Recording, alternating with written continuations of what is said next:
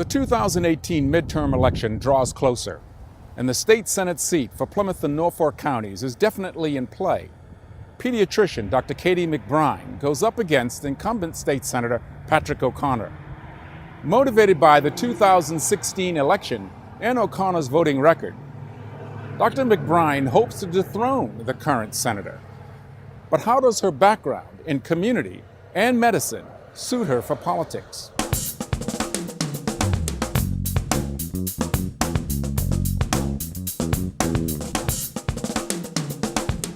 Hello, I'm Joe Collymore, and welcome to another edition of Close-Ups. This is our campaign 2018, and our guest today is Dr. Katie McBrine, who is the Democratic candidate for state Senate representing the counties of Plymouth and Norfolk. That includes the towns of Weymouth, Hingham, Hull, Cohasset, Scituate, Duxbury, Marshfield, and Norwell. Welcome, Katie. Thank you. Thank you for having me. And before we get into the issues, I want to give our listeners an opportunity to get a sense for who you are, at least by way of your biographical background. You were born and raised in the south side of Chicago. You went to Loyola University in Chicago and graduated summa cum laude and Phi Beta Kappa. Impressive. You went on to Loyola Stritch School of Medicine. You finished your residency at Rush University Medical Center. You worked in the urgent care at Boston's Children's Hospital. And you joined the team at Scituate Pediatrics, which is where you still practice today. You also became a credentialed impact consultant, which I understand has to do with concussion protocols and sports-related injuries. It does. And you also became a board member of Healthcare South. Mm-hmm. And along with that, you've developed, taught, and you give free public talks about various pediatric topics at the Hingham Public Library. And just a few other quick topics about you. Being a lifelong Democrat. Yes. Pediatrician, an active member of the Hingham Democratic Town Committee, and recently selected to attend the 2018 convention. Congratulations. Yeah. You're an advocate for single-payer health care, which allows everyone to access care at a cost that's more equitable and affordable than the hodgepodge that we currently have. And so we're going to spend some time talking about that. Yes. And so let's just dive right into some of the real major issues. And I want to talk about healthcare first, yep. Being that you're a physician. First off, where did you first start and get the sense that you wanted to become a physician? What was it that was the catalyst that got you on that path? Yeah, no, it's so I've always loved science. My dad was going to be a chemist, and then he switched careers because he was worried he wasn't going to make any money in chemistry and wanted to have a big family. So there's four of us kids, and so he didn't. But he had always instilled in us the love of his science, and I really embraced that. And I have very, very fond memories of him explaining to me how the carbon atoms of a diamond get set up. So I've always been interested in that, and I've always been a reader, and so I kind of melded the two. I read a bunch of books about veterinarians, and I thought for a moment I was going to be a veterinarian, but then in the end, I knew that I really loved caring for people and helping people and healing and providing that element. And so if you love science and you love helping people, it's the natural career to gravitate towards. And so becoming a physician, specializing in pediatrics, when did that moment come that you became aware of the fact that you needed to get yourself involved in politics beyond just being a voter? Yeah, no.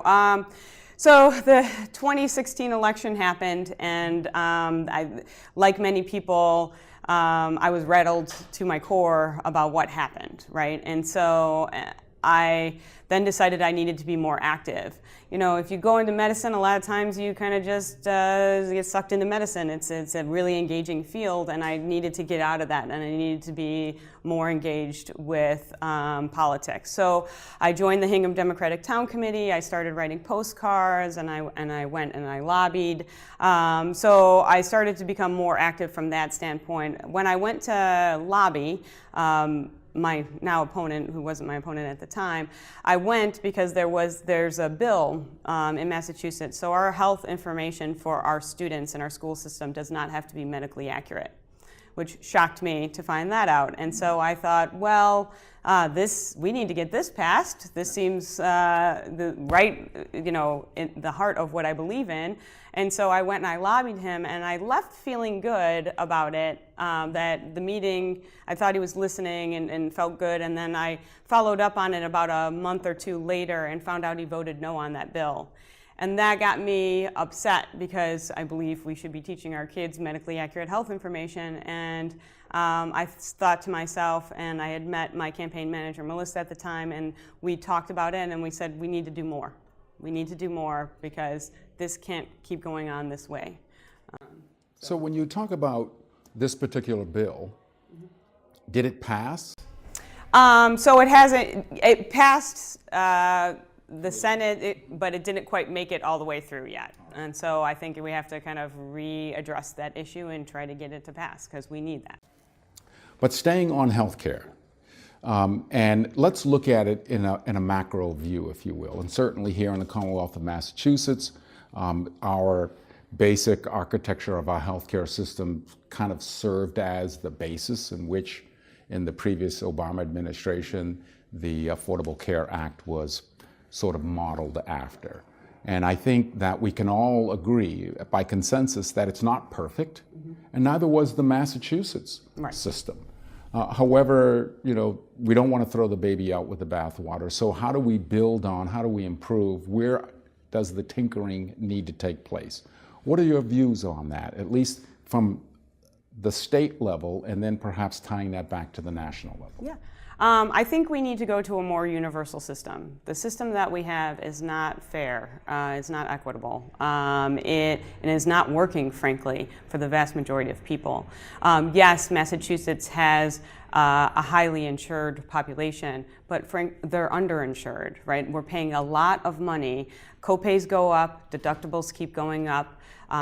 Families are struggling under this massive amount of money they have to spend for healthcare, and so are businesses, right? This is very expensive, and it keeps going up at an astronomical rate every year. So we need to go to a system that is more efficient and is fair and covers everybody. And so that is a universal healthcare system. Now, what kind of universal healthcare system we can go to, we can debate that. And I agree, no system that we ever go to is going to be perfect. Nothing can be perfect, but we can make it a lot better because right now it's not working. And so there are ways that we can get close to a universal system in Massachusetts, and the idea is that hopefully other states will get on board. I know California is looking at it too, and so if we get a bunch of states on board, then we can get it across the United States, and then we can have a truly universal system.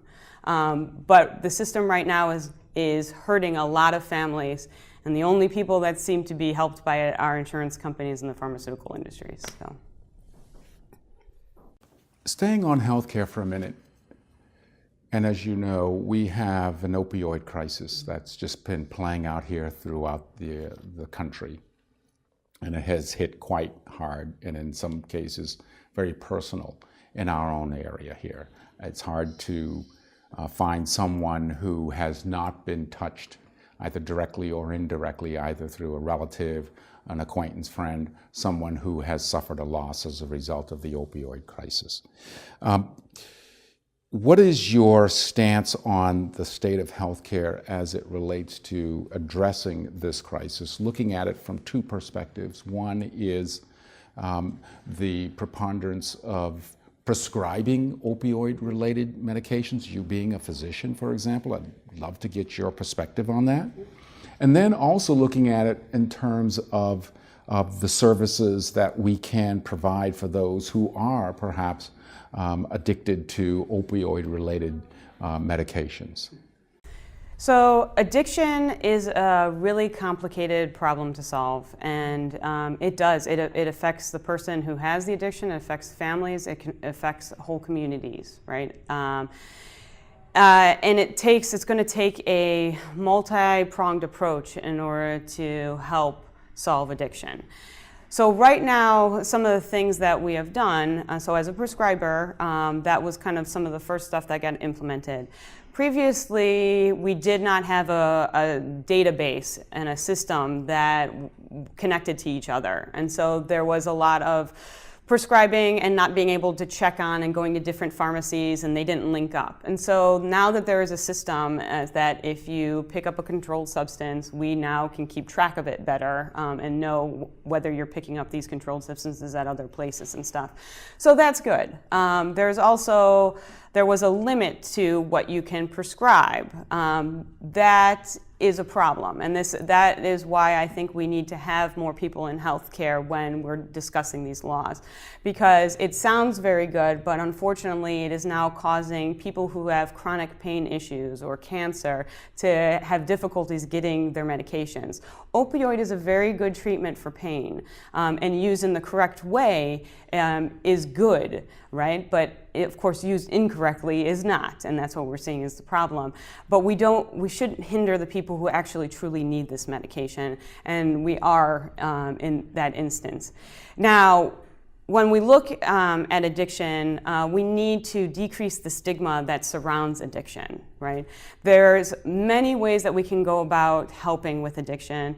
One is decreasing the stigma, but two is also reincorporating healthcare back with physical health. You know, we've kind of separated the two, and we need to bring it back together, which is why, again, I push for a more universal healthcare system, because that's going to bring it back into the fold with eye and dental and mental health and physical health, because it's all part of the body and we should be treating it all the same.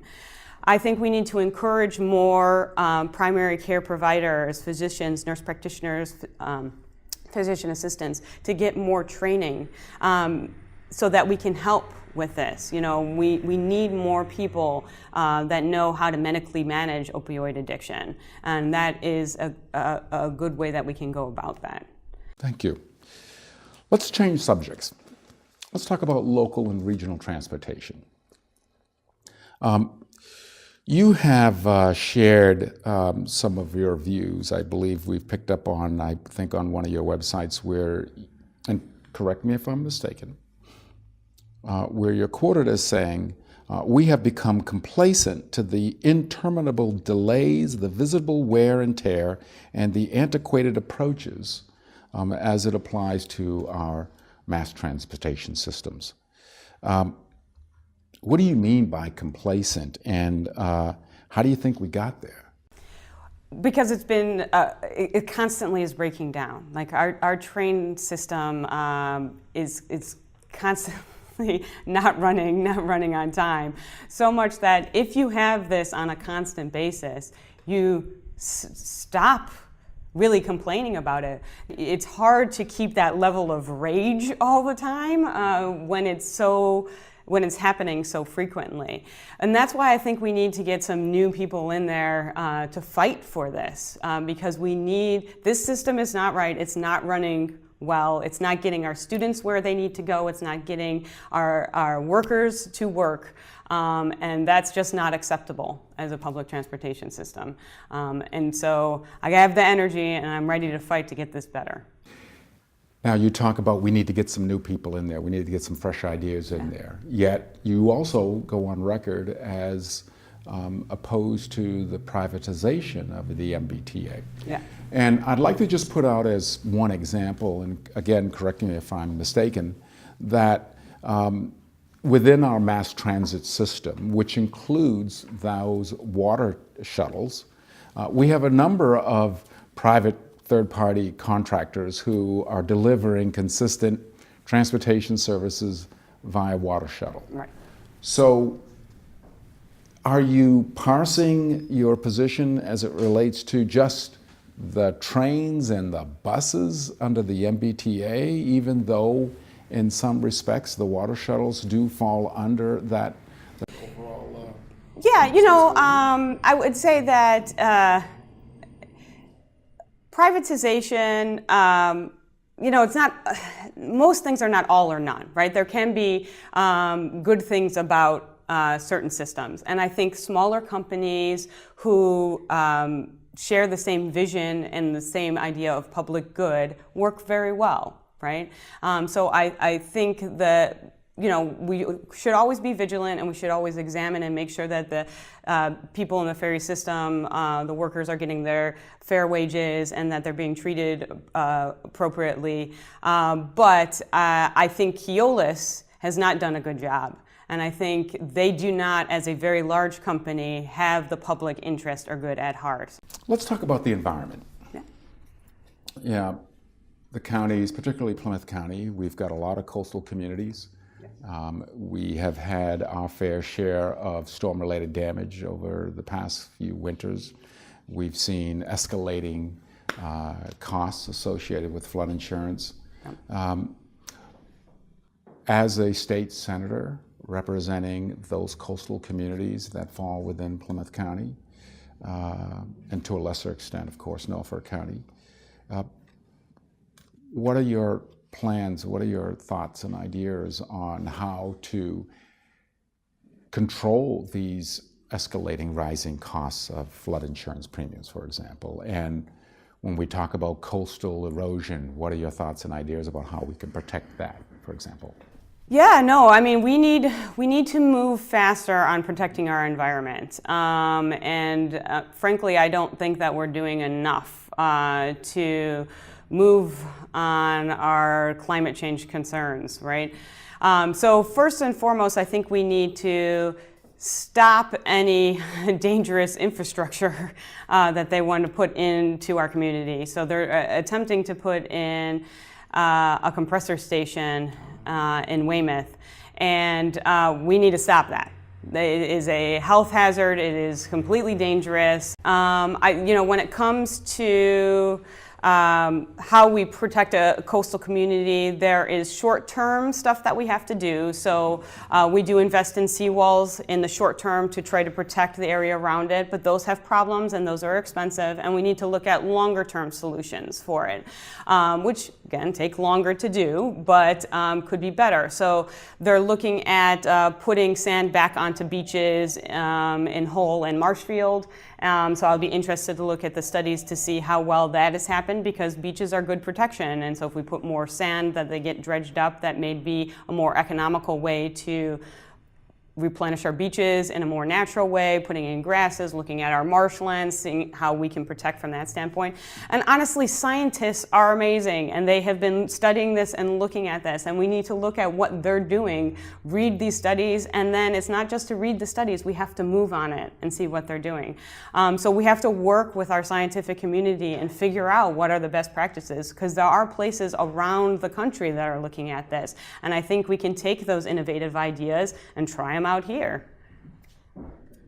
Let's stay on the topic of the compressor station for a minute. Your opponent has also on record as opposed to it, and as I understand, has proposed an amendment to the Clean Energy Bill as an effort to prevent the development of this compressor station in the Fall River Basin. So if you both are on record as opposing it, where do you differ from Senator O'Connor on that as it relates to you? Well, unfortunately, it didn't pass. So I think first we need to talk with more members in the legislature to get it to pass. And I would hope that being a physician, it would help carry a little bit more weight about the health hazards of this. And I can, this is what I speak to. This is what I talk about on a daily basis with my families about safety and health. So I would hope that going to my, fellow Senate members and to the House of Representatives and to speaking on the great hazard this is going to put in place for our community, that would be helpful. I also think we need a permanent air quality monitoring station in that area. We already know or suspect that the air in that area is polluted. There's a lot of industry in that area, and there's concerns by residents that they're seeing a rise in cancer rates there. And so unfortunately what we have is we have an air monitoring station in Blue Hills, which is not close enough to be providing us accurate data. And I think if we got a permanent station monitoring what's going on there, we can provide better data to support why this is such a bad idea, right? And that we can help. We need to look into that community as it is right now and clean that up if that's the health hazard that I worry that it is. Tell me a little bit more about the Saturday science programs that you conduct. Yeah, no, I love it. So my friend Sonia and I were discussing about the lack of diversity when it comes to science education in our schools. And so we are really passionate about science, and we decided that we were going to start running a program. And the library has been amazing and amazingly helpful with me on being able to do my talks for parents. And so we approached the librarian and we talked about this idea. So what we do is we run a monthly Saturday science program for about an hour or so from kids K through 3, but it's been so popular that we've now expanded to the 5th grade, and we've gotten more science women involved. So it's very exciting. It's going to expand this year. And we talk about a woman in science, and we talk about what amazing thing that she has done. And then in the same field, we do an experiment. And the kids love it. We have done such great and fun things. We have talked about archaeologists, and then we go digging in sand pits for bones and stuff. We have exploded things with Mentos and pop and made huge messes. So we do a ton of stuff. The kids have a great time. They get exposed to more women in science, which we need, and we all walk out very happy, and I love it. It's great. You know, we've got a booming economy. You see all the construction cranes all over the place. And particularly coming from our counties of Plymouth County in particular, we push a lot of our children straight into college. Some go in that are not necessarily college ready. They accumulate massive amounts of debt. They drop out without getting the undergraduate degree. And now they've got very little skills in which to sort of navigate and not only make a living, but pay down that debt. And as you may know, there has been much talk, and in some cases, on an isolated level, efforts to steer more students into the technical career paths. And so we're talking about our next generation of electricians, plumbers, skilled tradespeople.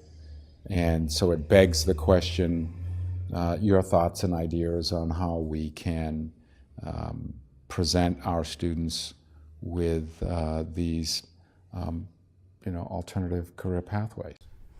I think we need to expose them to these options, it leans to my passion with exposing kids to women in science, right? Sure. Is that we have to showcase this diversity, and we have to showcase these options. And we haven't. We've gotten into this idea that you graduate high school and you go on this 4-year college path, and this is the only path. But life is amazing in the pathways that you can take. And so I think exposing kids in middle school and high school through various ways. You don't necessarily end up having to have them take a class, but like through the arts programs, and when you build a set for drama, you're incorporating carpentry and electrical work, and you can expose kids in through various ways that gets their hands in there, and they're like, I really like doing this, but you don't know if you like doing it if you've never actually done it. So I think we need to expose kids to these various options, and then we can see a rise in that career path. And again, it's not just one career path or the other. Why can't you you can go down and be a plumber, but you can also take courses in English, and there's all different ways that you can go about this. And so we need to kind of encourage our students and to show them that it exists. Let's talk about veterans services and share with our listeners your thoughts on how we can help and better support our veterans. Yeah, no. So I come from a family of veterans. My dad is a Vietnam vet. My two grandfathers both served in World War II. So my grandfather on my dad's side, he was a dental technician and actually worked in World War II reconstructing jaws for our soldiers who were, very traumatized during the war. He did some incredible stuff. And then my grandfather on my mom's side was born in Germany, and he was Jewish, and he escaped Germany and was so incensed by what the Nazis were doing that when he escaped and came to the United States, he actually enlisted in the army and went back and fought in France against the Nazis, and went into and came back here once he was done. And became a nuclear physicist and worked at the nuclear power plant in Oak Ridge, Tennessee. So I'm very proud of my family members and what they did and what they accomplished, and we should be very proud of our veterans.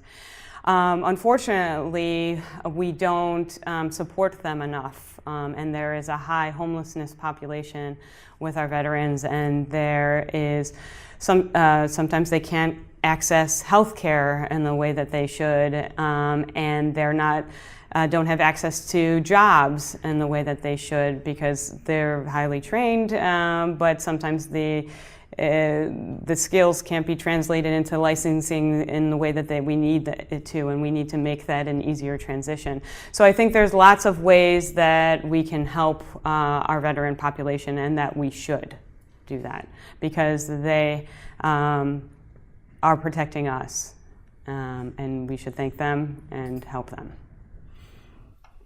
Katie, staying on the national conversation around what is our current state of our mindset, immigration reform, building the wall, sanctuary cities, and now let's talk more specifically about the Safe Communities Act.